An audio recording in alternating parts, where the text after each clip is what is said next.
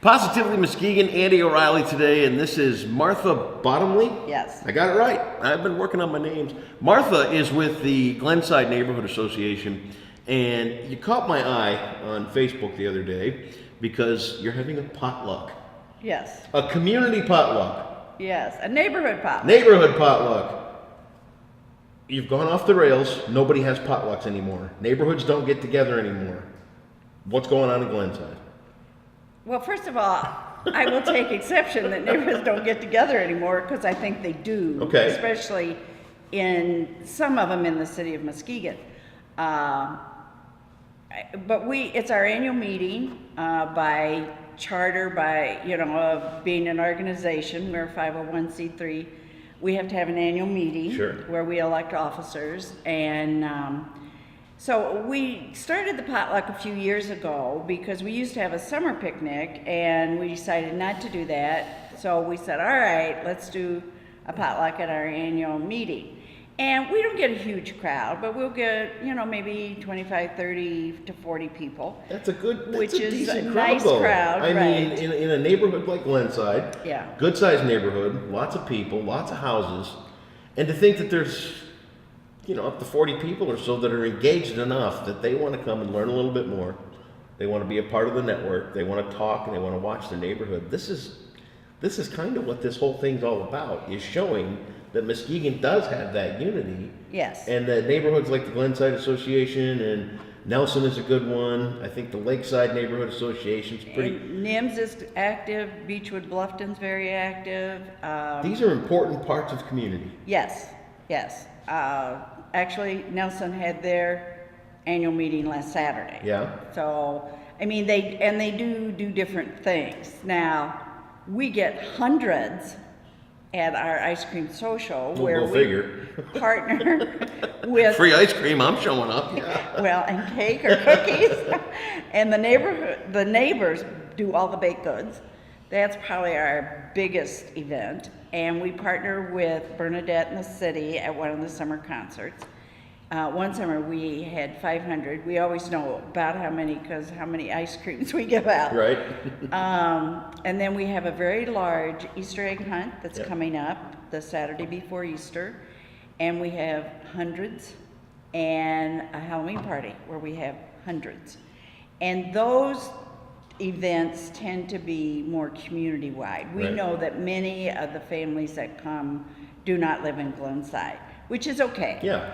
But those are totally supported by the neighborhood association and friends. There are a lot of people who donate a lot of things for those two big events. In a time where people seem to want to isolate more, they want to stay at home and they want to be on their computer and they want to look at the world through Facebook or whatever like that. Tell me the importance of an organization like the Glenside Neighborhood Association of keeping the community informed and together and kind of on the same page. Well, I think there's nothing beats meeting your neighbor face to face. Yep.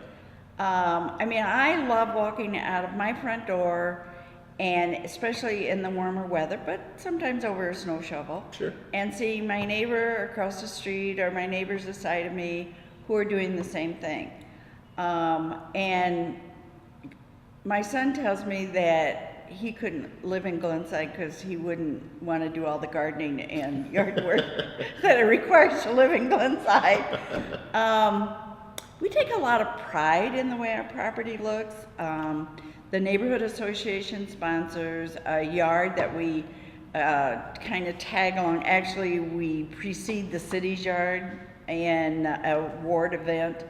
And we have little signs we put out, and then as a neighborhood association, we sponsor our top two winners to the city. And every year that the city has resurrected their yard award, Glenside's had somebody that's won. Perfect.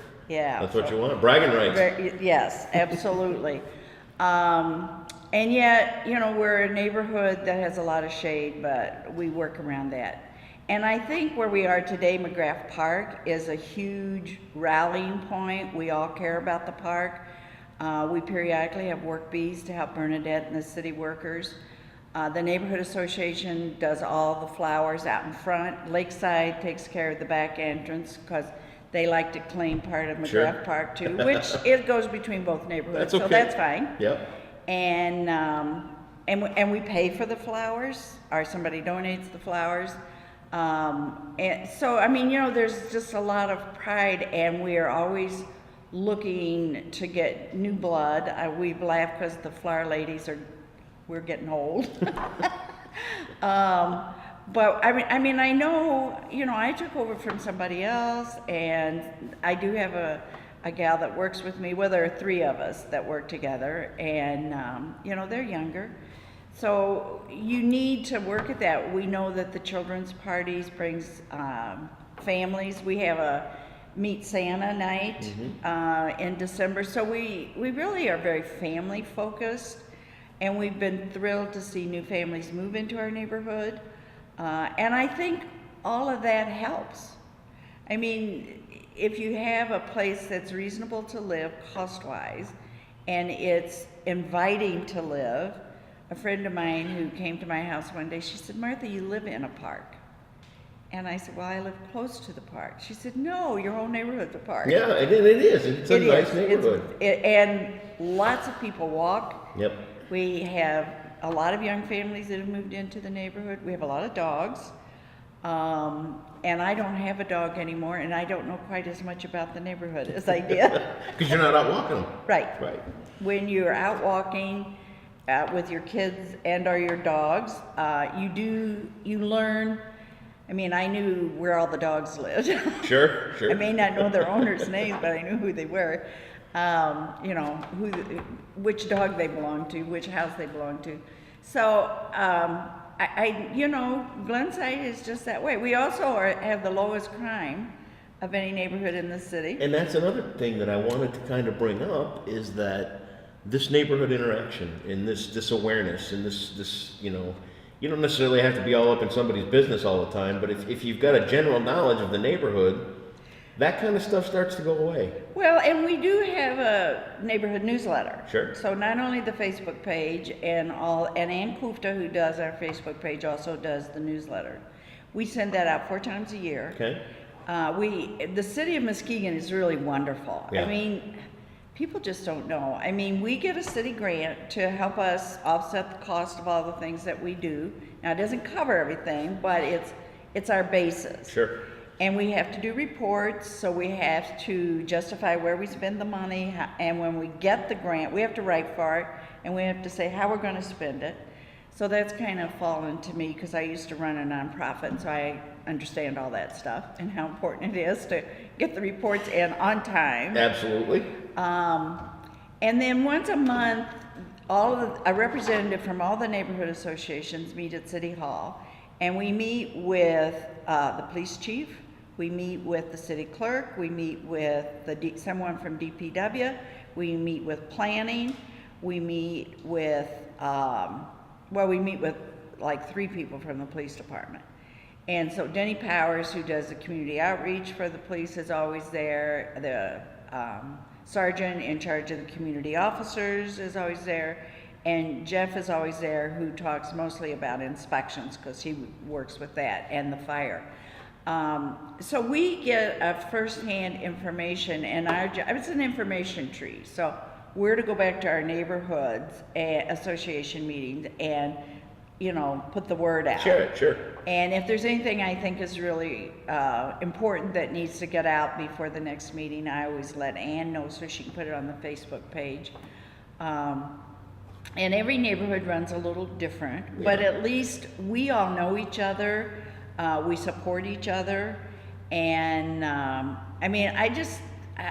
I've really enjoyed being involved in the neighborhoods. Sure. When I retired, I said that's what I'm going to put my volunteer hours into, is my neighborhood. And so I've done that, and I've really enjoyed it. And but the community officers are important. We all know who Emilio is. Mm-hmm. Emilio is very familiar with who should be in the neighborhood, who shouldn't be.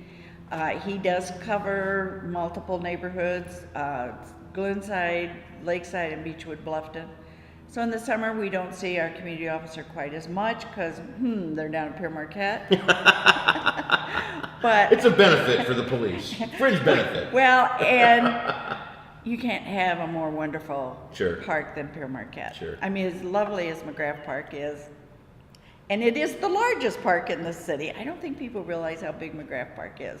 It's like 92 acres. Huge. It's huge. And, but I mean, I visit Pere Marquette very regularly. I don't think there's a site any prettier in the world than turn in the corner and there's the lake in front of you. I wanted to get you on because I wanted you to, kind of spark some of this neighborhood stuff going on. I think that as a city and as an area, I don't think people see this kind of unity. I don't think people see that there are groups that take care of their neighborhoods and take care of their neighbors. And there's more than one community here in Muskegon, and I wanted you to show that unity between those communities because when the news comes out of Muskegon and gets out of here, I don't think we're often portrayed as we should be. I totally agree. I think that this neighborhood unity idea, I think that this city's working together idea, I think that our assets and our people and all that stuff are kind of a second thought. And it's not the case because this is a great community. There are great people like Martha making things happen. And before we wrap things up, I got to know what you're bringing to the potluck. Chili. Chili? And brownies. Brownies? Any goulash on the menu? I don't know. I could use some goulash. I could throw a few macaroni noodles in my chili.